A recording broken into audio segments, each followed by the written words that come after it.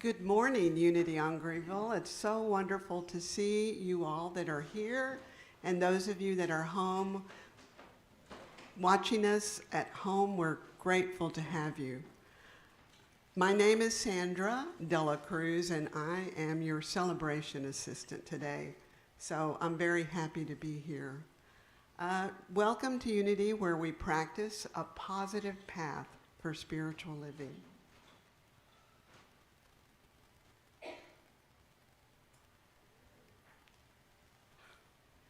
I have some announcements to make today. Certainly the first one is we want to welcome the Heart of Dallas Chorus. Isn't it wonderful to enjoy them? Why don't we give them a hand? Thank you.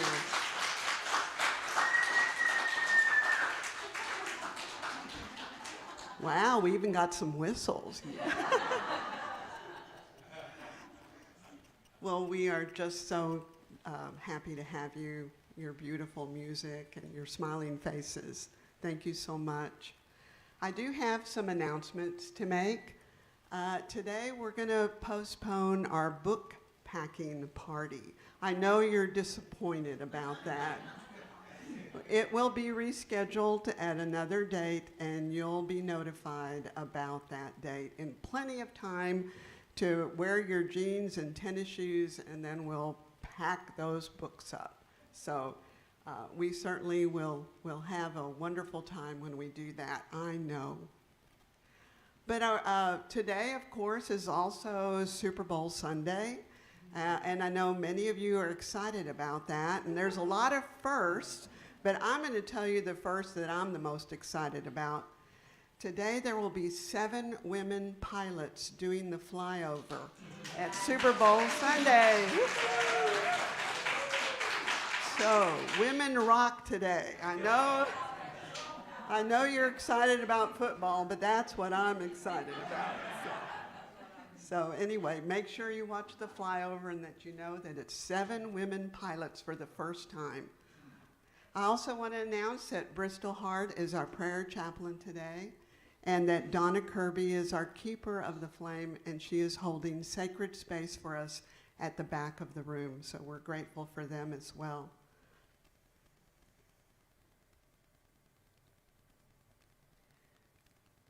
We want to make sure and remind you that you need to renew your membership.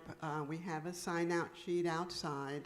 We'd like to get correct addresses, correct phone numbers, email addresses, and in order for you to vote at our annual meeting, you must renew your membership. And our annual meeting, our community meeting, will be on February the 26th, directly after service. We are, I know this is a favorite. Everybody tells me they really enjoy this. We're having a potluck after service on February the 19th.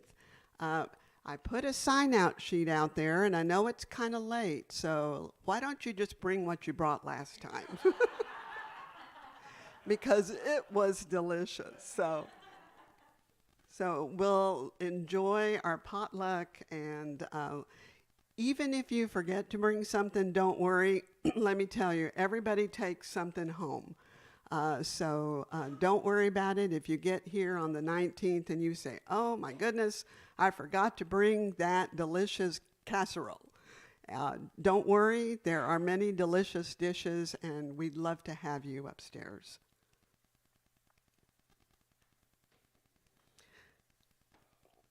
Balana, it's just not working. Oh, good. There it goes. We have a little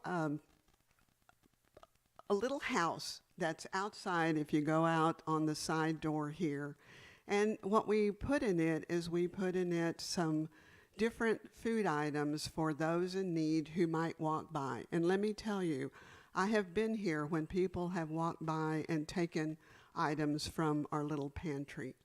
What we ask is that you bring those things that are individual servings, and if you bring cans, please bring the pop top lids so that people can be able to enjoy those. Many times there are packets like applesauce that come in a packet of 6, or pudding that comes in a packet of 6. Many times there are different kinds of meat products that you can buy in individual cans. And even if you only bring 1 package of 6 applesauce, we are grateful for that. Anything that you can bring. We always ask for, there are now a little pouches of tuna and pouches of chicken individual that the stores now sell, and we're grateful for anything that you can help us with. And I can tell you, whenever we fill it, it is empty very quickly. So there are people who are enjoying our gifts that we are sharing with them, and we're grateful to have you help us provide those gifts.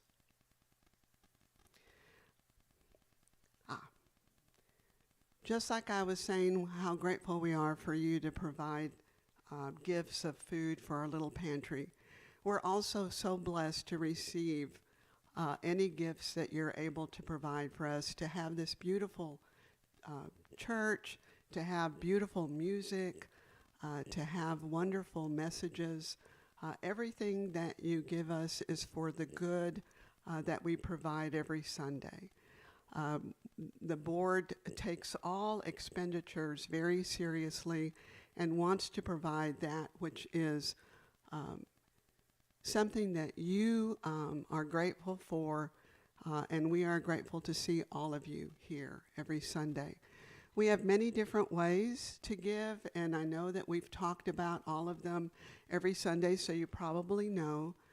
So what I'd like to do now is to share our offering blessing. There it is. Will you please repeat the offering blessing with me? Divine love as me blesses and multiplies all that I have, all that I give, and all that I receive. With gratitude, we commit to using our gifts for good.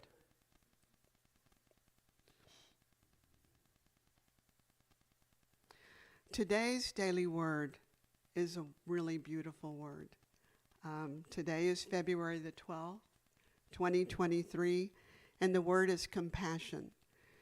And when we talk about compassion, I want you not only to have compassion with others, but have compassion for yourself as well.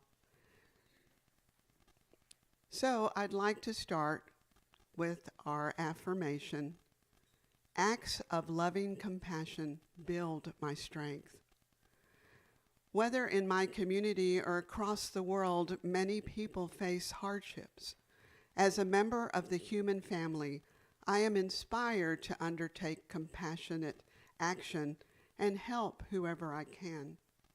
Sometimes just a prayerful thought or a simple blessing can make a powerful difference in someone's life. Other times, I may be able to take a more direct action. I may listen to someone deeply as they share the concerns of their heart.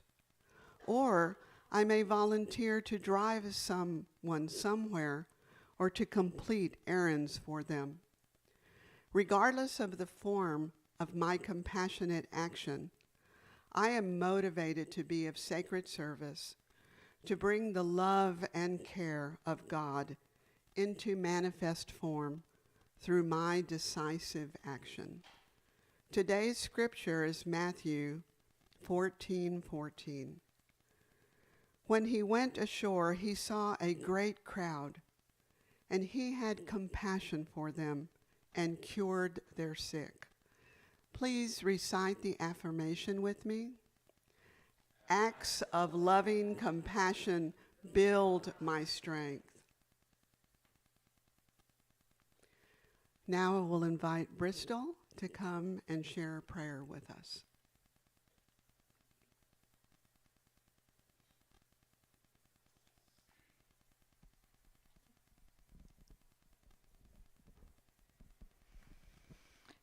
Good morning, everyone. Oh my gosh, so many people here. Wonderful. And we've got people online. Everyone, welcome. We love having you. Your smiles just really lighten our spirits. And I think you guys are the greatest ministers because you're out there shining your light, and I think that's incredible. So, having said that, let's go ahead and get into prayer mode. Just take a deep breath. And as we breathe, we feel the Spirit of God flowing through us more and more intensely, more connected.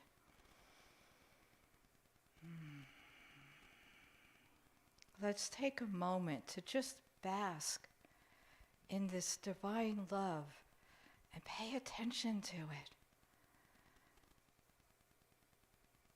Listen to this silent voice within you. What is it saying?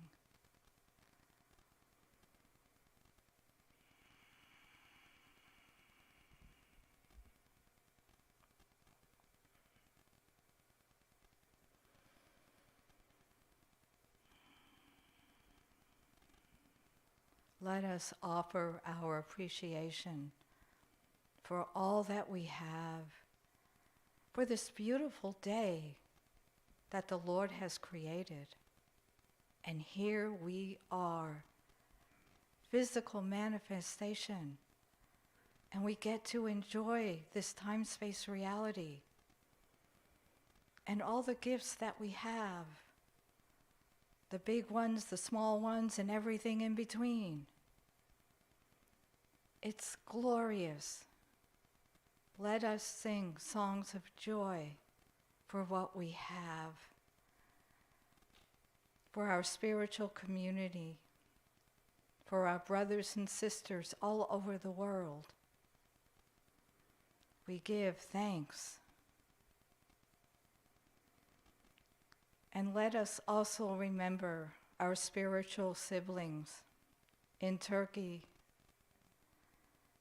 in Syria, Ukraine, Russia, and so many other places where there's trauma and disaster going on, where people are needing food and healing and just love. Let us affirm for them the knowledge that God has not abandoned them, that they are spiritually strong and magnificent.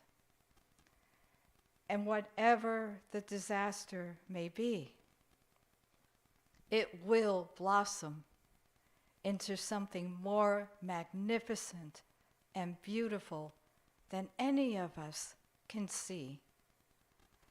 Let us send our hearts filled with love to all of these beautiful people, having full faith and confidence that God is and will continue to provide everything that is needed, everything without exception.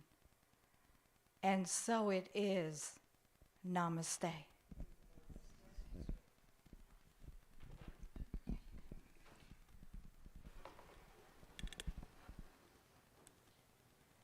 Good morning. So as we take a moment to lead into meditation, I want to share with you a reading. It's from a book by Victoria Price. Victoria Price is Vincent Price's daughter. And this book is called Living Love, 12 Heart-Centered Practices to Transform Your Life. And this is from the introduction to the book. Among Rumi's many poems, there is one that is most quoted. It contains everything any of us need to know about love. In fact, it may be the greatest love poem ever written. But this is the part that everyone remembers. Out beyond ideas of wrongdoing and right doing, there's a field. I will meet you there. When the soul lies down in that grass, the world is too full to talk about. Ideas, language, even the phrase each other does not make any sense. This place, this field, out beyond ideas of wrongdoing and right-doing, is love. In this field, we remember that love is the essence of all existence. We are all always drawn to this field of love because it's the one place where everything feels fundamentally true and pure and safe and whole and free. Living and loving in this field, we move beyond the limitations of our little lives into a place of oneness, the oneness of love.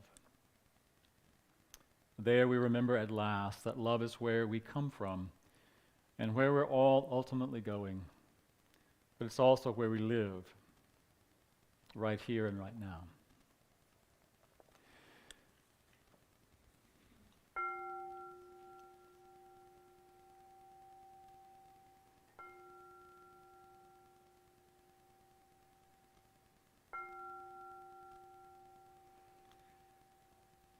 So allowing the sound of the bowl to draw your awareness deep within,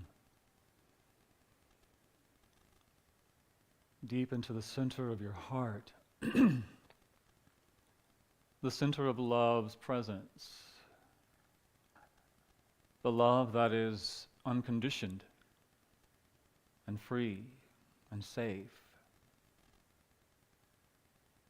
Take this opportunity to close your eyes to the outer world of form and open your inner eyes to that field of love. The field of love from which you are born and to which we all ultimately return. But in this moment, we have the opportunity to return to that field, to use the power of our imagination to be present in the field of love, the unconditioned love that we may call God, Source, Universe, whatever term we might want to assign it. But love, resonant field of love. Allow yourself to feel embraced in this energy and light of love. Feel your heart open to love. Feel the healing power of love in your body. If there's anything that is present there that might be feeling a little bit out of alignment, welcoming, inviting this power of love to heal, to bring you back into the awareness of your wholeness. Allowing this power of love to still any emotions of fear or doubt or worry that might be present. Just relaxing in this field of love. Invite that energy of love in this field to quiet the mind a bit. Just allowing the energy of love to transmute any thoughts of lack or limitation. As we enter this field, as we relax in this field, as Rumi said, there is no idea of right or wrong, no idea of other. There is only one. And so as you relax into that field, let us go into the silence for a short time and feel, hear, see, allow the energy of love to be present with you, as you in this moment.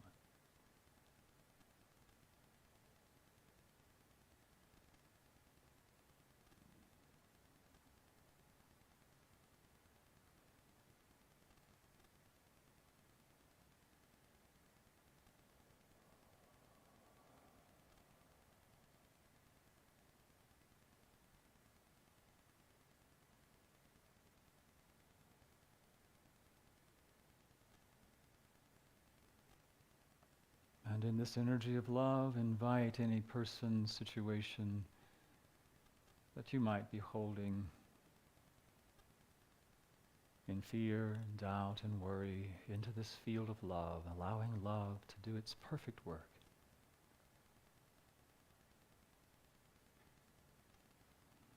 Knowing that love is a power that heals and comforts, love is a power that attracts unto itself that which is like itself.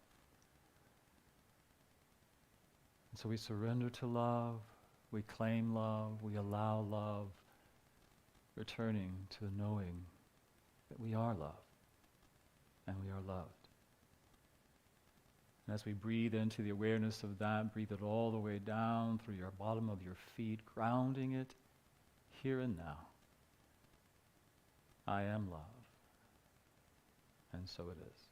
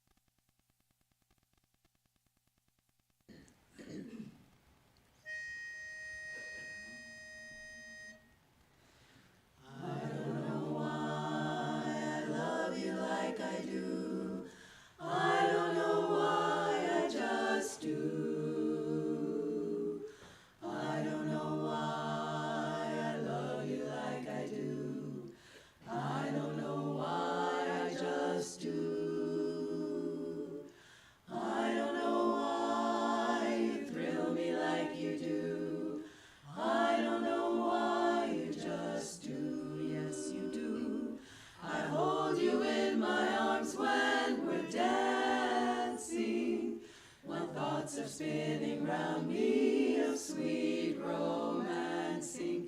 I don't know why I love you like I do. I don't know why I just do. I don't know why I love you like I do. I don't know why I just do. I don't know why you thrill me like you do. I don't know why you just do. Yes, you do. I hold you in my arms when we're dancing, while thoughts are spinning round me of sweet romancing. I don't know why I love you like I do. I don't know why, I just do. I just do.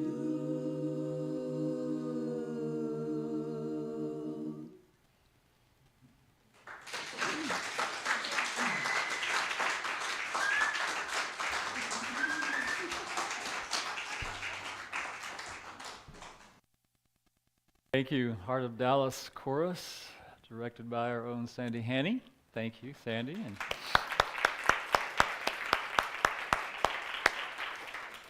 thank you all. Can you guess what our theme is today?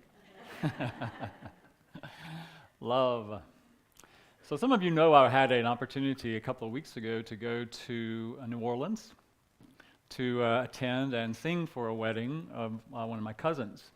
So celebrating love and seeing family and some of that opportunity it goes a long way sometimes, but that's a different story.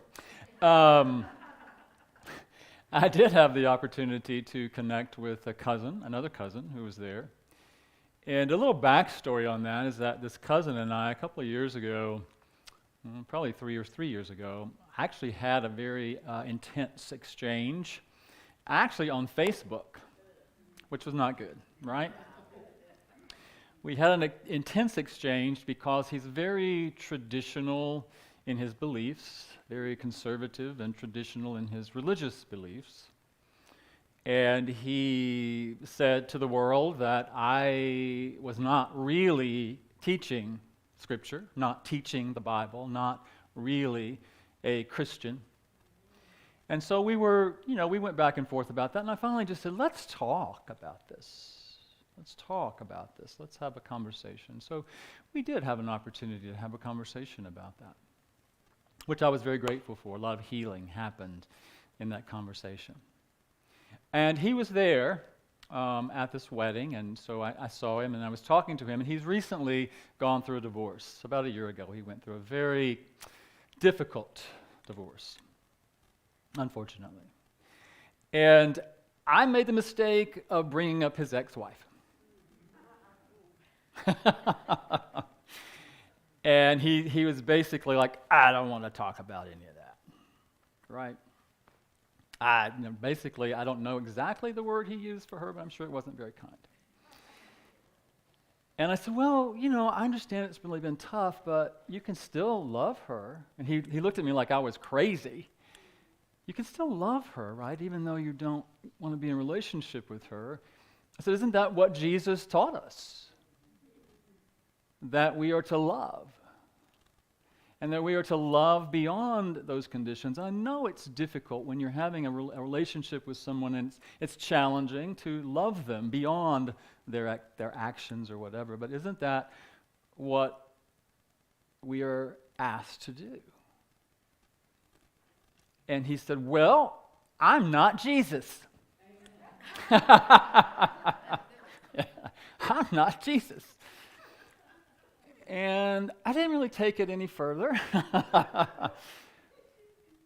But it was something that I thought about a lot after that. I'm not Jesus. And I thought, yes, but that's one of the things that we teach in unity, is that Jesus was not the great exception.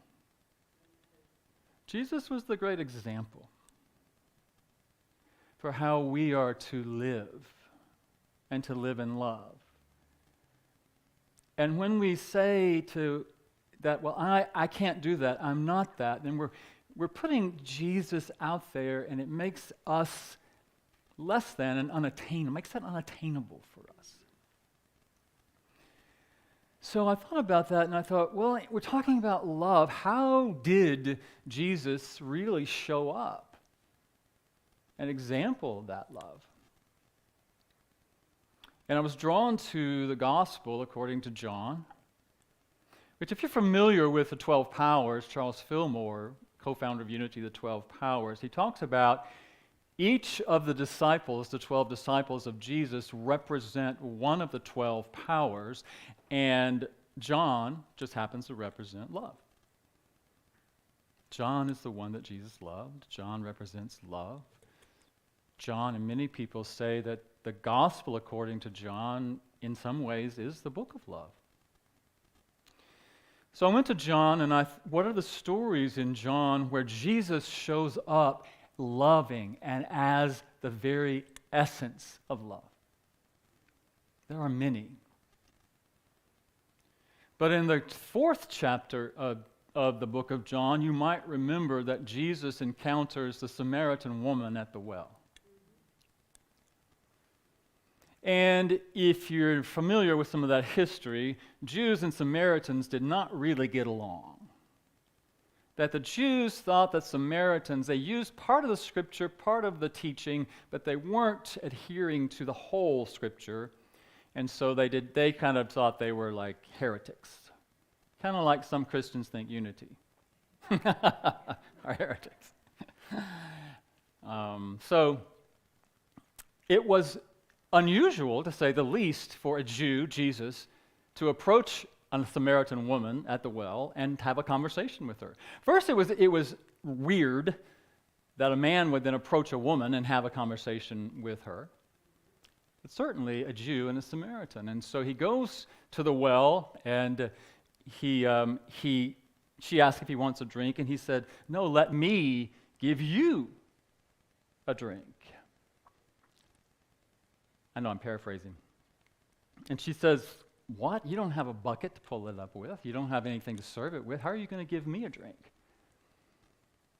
And he says, "I have living water." And if you drink from the water that I have, this living water, you will never thirst again.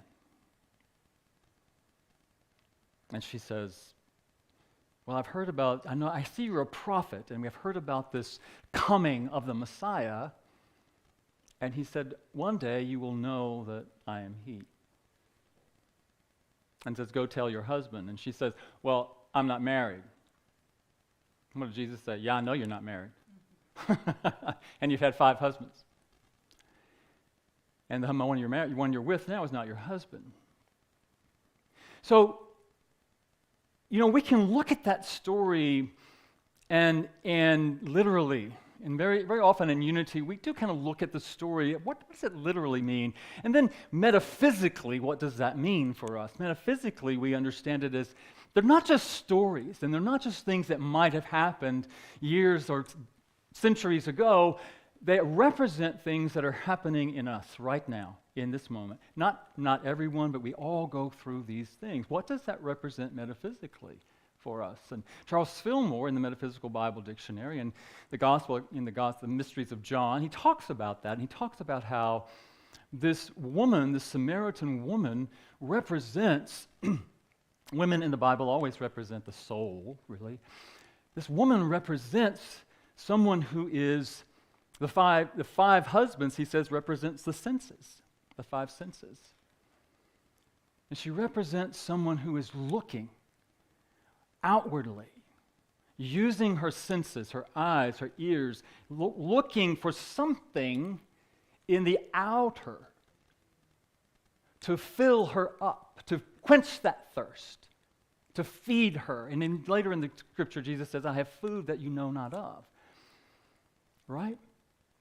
So she represents that looking outwardly, and Jesus says, look, the love, let's just say love. Jesus as love says, stop looking outwardly and look within.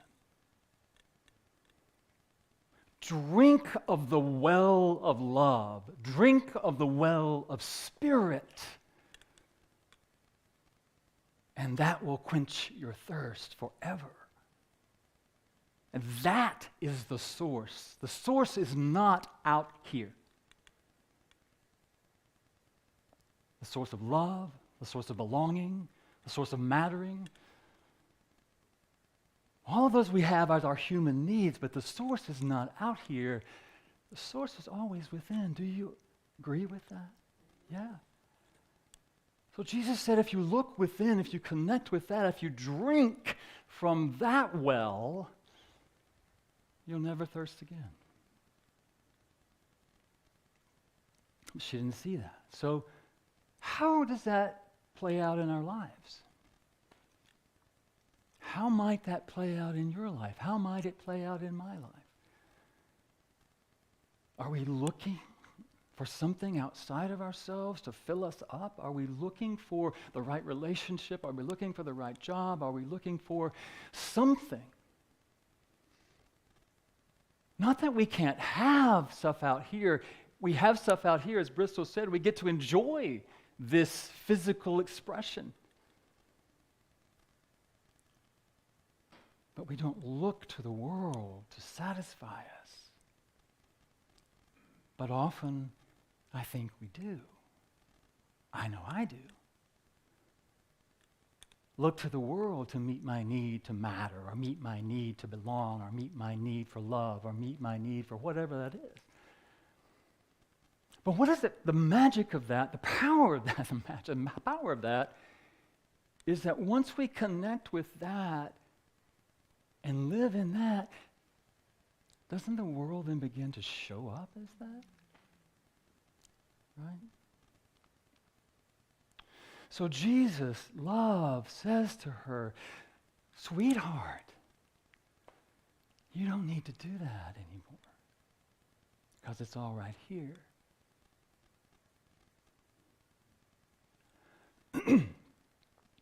And then in the 8th chapter of John, when Jesus is teaching, the scribes and the Pharisees come to him with this woman, and they say, we've caught her in the act of adultery. What should we do with her? They were trying to test him. They were trying to catch him. And he says, well, in fact, he didn't really say anything. They were ready to stone her. That was the law. So Jesus, if you remember the story, love, just kind of knelt down on the ground, and he wasn't looking at anybody. He was just making things in the sand. And he finally said to them, if you find yourself without sin, then you cast the first stone. And then eventually he looks up and he says to the woman, where are your accusers? Well, there are none. No one is here to condemn me. And what did he say? Neither do I. So again, metaphysically, what does that represent? It's sin from our perspective in unity is missing the mark. It really was an archery term that just meant to miss the mark. Miss what mark? The mark of being in full alignment and in truth with our spirit, with the soul, with that which we know we are. The truth of us, love, as we were hearing about. Love is who we are, what we are. But sometimes we think different, we think we're not that, and we act in ways that are not loving.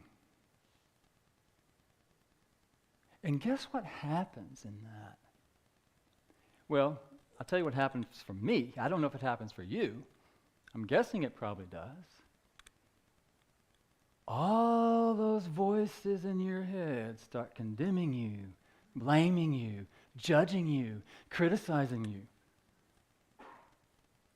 ready to stone you to death. Have you ever had that happen? Yeah. But love says to us, sweetheart,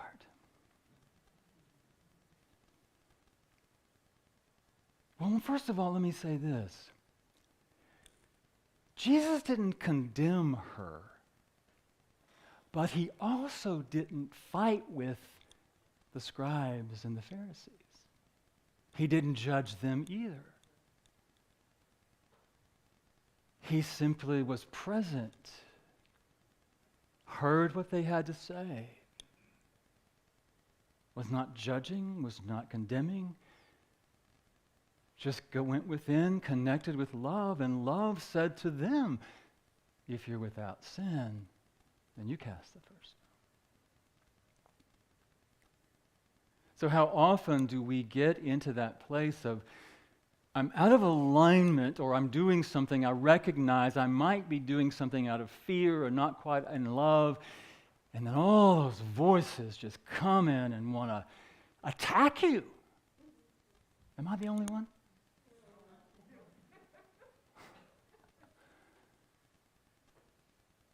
But what does it? Love just says, I don't condemn you. He said, just go and sin no more. Go and do your best to try to be in alignment with love in your mind, in your heart, in your actions. Go and sin no more.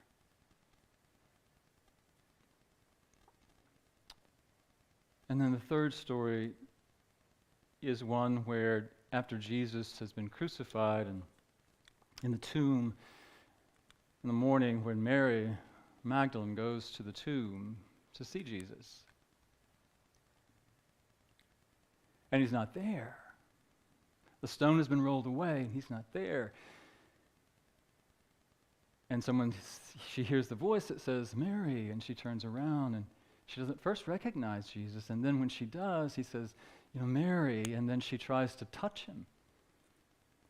What does he say? Don't hold on to me. Don't touch me yet, because I have not yet transcended.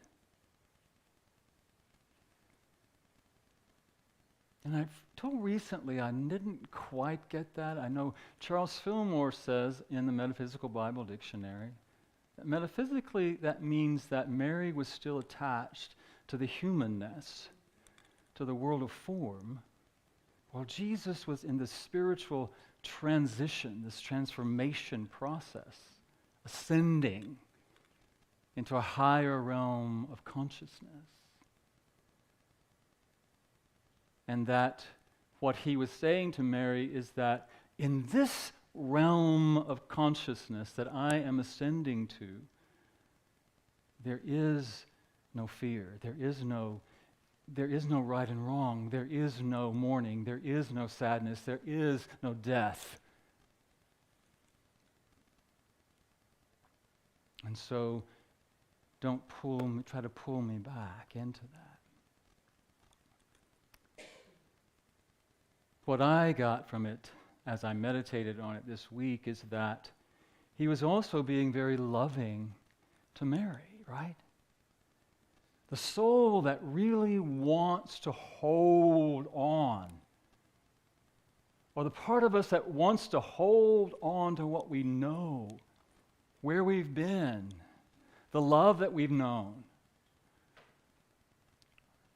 And the love just says to us, don't try to hold on to that, because it's always moving, always changing, always flowing, always transforming. So love is the source if we connect with it. Love doesn't condemn us ever. It's the voices in our heads that come from our families, our religions, other teachings that condemn us. Love doesn't condemn. Love doesn't judge. And love allows the transformation, the transition to occur and supports it. Love can transform our lives if we allow it to. We invite it to. Yeah? So that's the power of love. Love encourages us to be in our hearts. Connect with love in our hearts. Do you know sometimes that our hearts and our heads kind of sometimes conflict? Have you noticed sometimes? Sometimes there's a bit of a battle going on in there. Our hearts and our heads sometimes conflict. We want to judge ourselves. We want to judge other people. We want to make it about other people. Have you ever done that? Try to make it about somebody else? It's your fault. It's your fault I'm feeling this way. If you just behave, I'd be good, right? I know you guys have never done that. But I must admit I have. And love does not. Love just is and bees. And I love that when Jesus says to the woman at the well, one day you will know I am. One day we will know that we are loved. And I will tell you that it's been I've been through all of that, and all of those parts of that, and all of that struggle of being in my head, in my heart, in my head, in my heart, over the past few months. Just going to be really, really transparent with you guys this morning. That I have been through a lot of confusion and struggle, judging myself, not in my heart, but doing a lot of head. I spent a lot of time alone, walking and meditating and work too, but journaling. And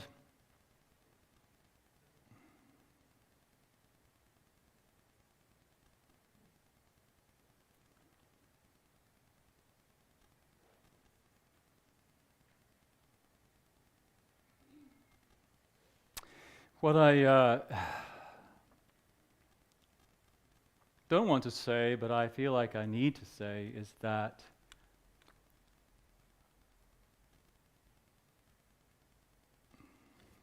I have come to a decision to resign from Unity on Greenville.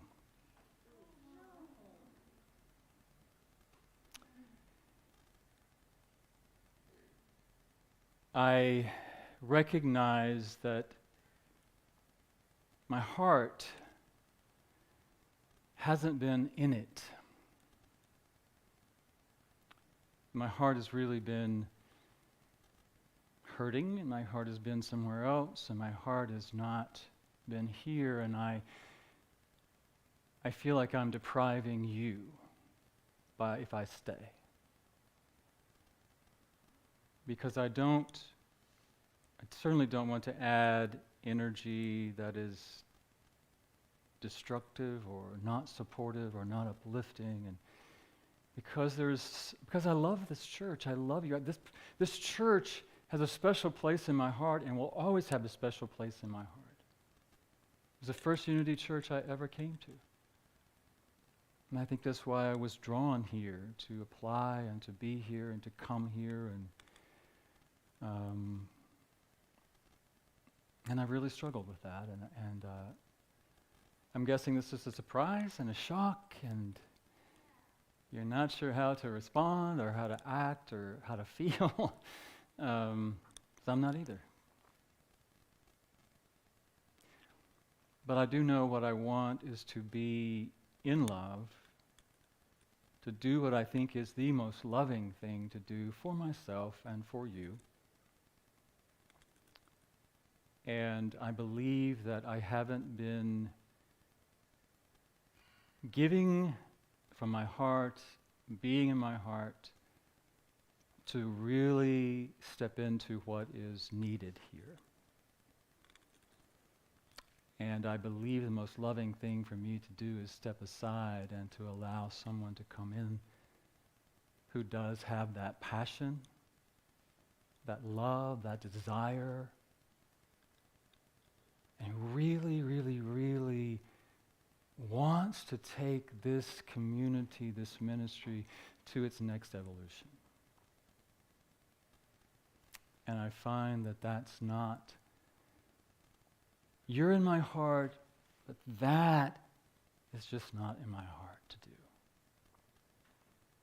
I regret that. Well, I don't want to regret. I just want to be real, to be present, to be truthful, and just share that with you this morning. Again, I know it's a surprise to some. Some of you may feel sad, some of you may be celebrating, I don't know. But that's where I am, and that's what's happening with me and for me. And a friend of mine said this week, someone you all know very well, said to me, there are many jobs you can do and not have your heart in it. The ministry's not one of those. And so that hit home for me, that I can't do this with you, for you, if my heart is not completely in it. And so the board knows that I have resigned, and I will be here next week and the following week. At least that's the plan right now. And then March 5th will be my last Sunday with you. But no, I love you. I hold you in my heart. There's a part of me that wishes it was different. I tried to make it different. I really did. But that's where we are. And I'm willing to hear, not right now, but I'm going to stay around after we close the service to hear from you, to hear your thoughts, to hear your comments, to hear any feedback you have for me. And then I'll be here next week. Hopefully you'll attend the annual meeting on the 26th, and then I'll be here on the 5th. Thank thank you. I love you too. So, thank you. If you want to. Thank you. Thank you. That's very kind of you. Thank you. Thank you. I just wanted to affirm that Reverend David and I, for those of you that don't know, I'm the president of the board. And so Reverend David and I have had many heart-to-heart conversations. There's been a lot of struggle. And once we came to a place where we needed to talk to the board, then we met with the board. And there were still continued struggles. And so the board really listened and really heard and really spent time with Reverend David. I've never seen such a compassionate group of people who really wanted to make sure that they understood. And then because there was that uncertainty, the board needed to have a decision so that we could move on, and also for Reverend David to move on. And so that just happened a few days ago. And so I just wanted you to know that we have all gone through the same thing that you are probably feeling now. I've certainly have had a lot of tears. I certainly have had a lot of thoughtfulness and prayers and meditation, just like he has. And so this might not be what you want to hear, but this is the truth. So. Yeah. I want to reiterate, too, as Sandra said, the board has been incredibly compassionate and understanding and empathetic. And as I told Jay after our first conversation with the board, I thought, oh, maybe I should stay because they're so wonderful. You know, I feel so much more connected to the board. And as she said, this may not be what you want to hear, but it is the truth. And I was watching, rewatching Ted Lasso. Anybody watch Ted Lasso? And the therapist on there says to one of the people, tells to Ted, I think, the truth will set you free, but first it will piss you off. So whatever you're feeling, whatever you're experiencing, I honor that. And I'm willing to and ready to hear that and be with you in that. So thank you for your support.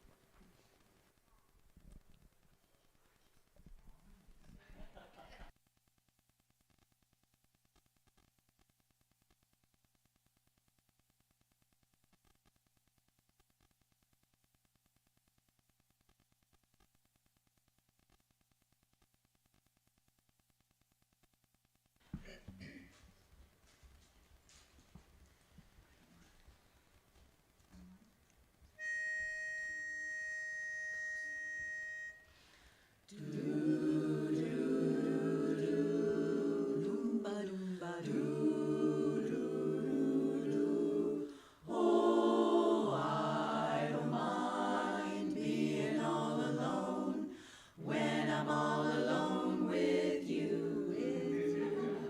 You're the kind I try hard to find. You make all my dreams come true. In a crowd, I feel mighty proud, but when you're not there, I'm lonesome. I don't mind being all alone when I'm all alone with you. The sun may shine, the rain may fall, I don't even care at all when I'm all alone with nobody else but you. Some guys are short, some guys are tall, I never look at them at all. You make all my dreams come true. In a crowd, I feel mighty proud, but when you're not there, I'm lonely.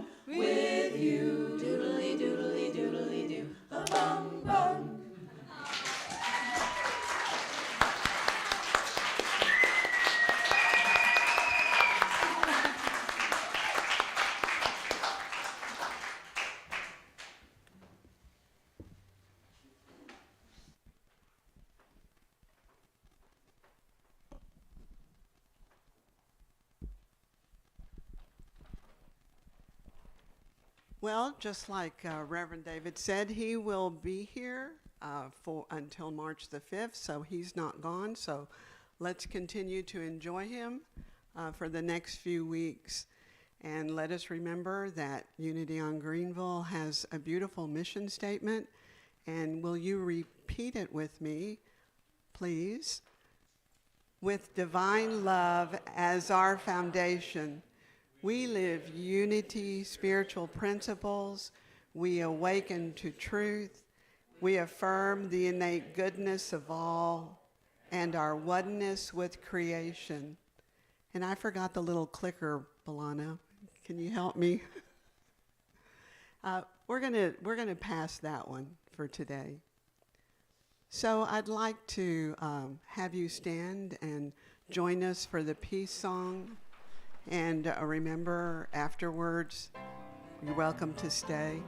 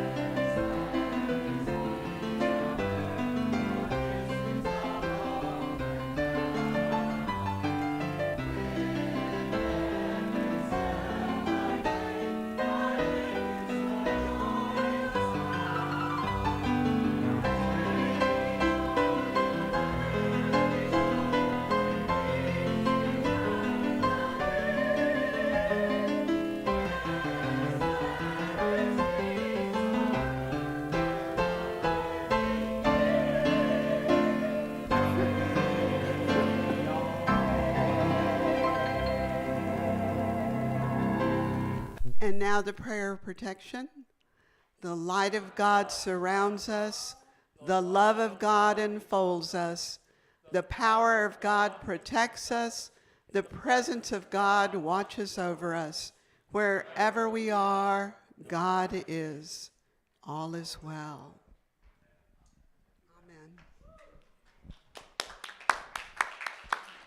Amen.